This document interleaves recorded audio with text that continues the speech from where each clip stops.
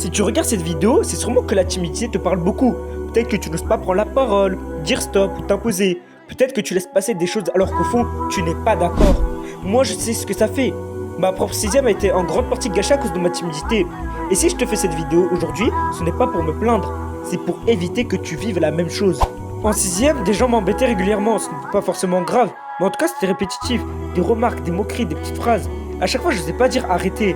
Pas parce que j'étais d'accord, mais parce que j'avais peur. Peur de leur réaction, peur que ça empire, peur du regard des autres. Alors je me taisais. Je faisais semblant que ça me touchait pas. Mais en réalité, ça me pesait beaucoup.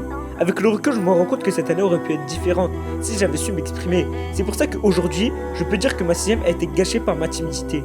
La timidité, ce n'est pas être faible, ce n'est pas un défaut. C'est souvent lié à la peur du jugement, au manque de confiance en soi ou à des expériences négatives qu'on a vécues.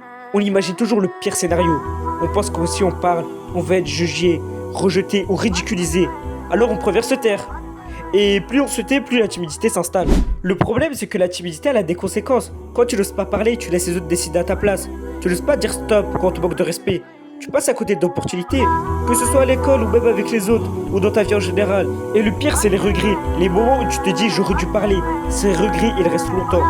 La bonne nouvelle, c'est que la confiance, ça se travaille. Mais pas d'un coup, ça se travaille progressivement. D'abord, il faut se mettre à la place des autres. Toi, tu aimes bien quand on te respecte, quand on t'écoute. Les autres, ils sont comme toi. Ils ne sont pas au-dessus. Ensuite, il faut avancer par petits pas. T'as pas besoin de devenir quelqu'un d'autre.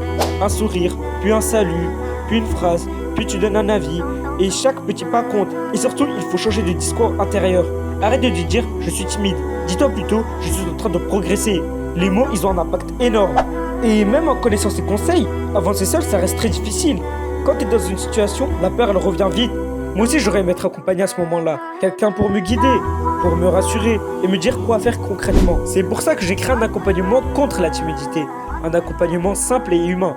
Je t'aide à comprendre ta timidité, à savoir quoi dire, selon les situations, à prendre confiance petit à petit et arrêter de te laisser marcher dessus. Si tu te reconnais dans cette vidéo et que tu veux être accompagné, tout se passe, viens dans la bio. Tu peux m'écrire directement là-bas. N'attends pas que la timidité te vole encore des années.